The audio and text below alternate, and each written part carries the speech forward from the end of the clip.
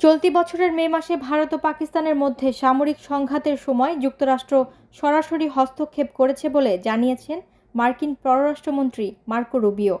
ভারতীয় সংবাদ মাধ্যম এনডিটিভির প্রতিবেদন অনুযায়ী প্রেসিডেন্ট ডোনাল্ড ট্রাম্পের মধ্যস্থতায় এই সংঘাত থামে এবং যুদ্ধবিরতি কার্যকর হয়।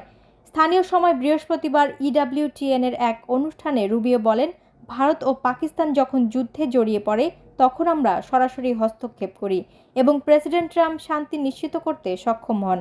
তিনি দাবি করেন, ট্রাম্প নিজেকে শান্তির প্রেসিডেন্ট হিসেবে তুলে ধরতে চান এবং কম্বোডিয়া, থাইল্যান্ড, আজারবাইজান, আর্মেনিয়া ও DR কঙ্গো, রুয়ান্ডার মতো আরও কয়েকটি সংঘাতেও তার প্রশাসন শান্তি আনার চেষ্টা করছে।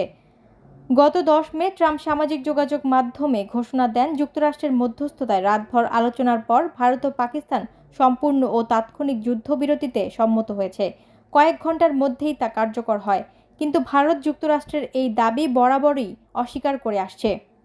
নয়াদিল্লির দাবি, যুদ্ধবিরতি হয়েছে দুই দেশের সেনা কর্মকর্তাদের সরাসরি আলোচনার মাধ্যমেই। ভারতের প্রতিরক্ষা মন্ত্রী রাজনাথ সিং লোকসভায় জানান, সংঘাত শুরুর আগে ও চলাকালে যেসব লক্ষ্য নির্ধারণ করা হয়েছিল তা পূরণের পর ভারত নিজ উদ্যোগেই অভিযান বন্ধ করেছে। তিনি আরও দাবি করেন, পাকিস্তানি যুদ্ধবিরতির জন্য অনুরোধ করেছিল।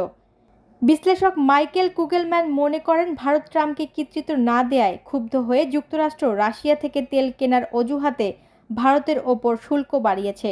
তবে ভারত এই শুল্ককে অন্যায়, অযৌক্তিক ও অগ্রহণযোগ্য বলে প্রত্যাখ্যান করেছে।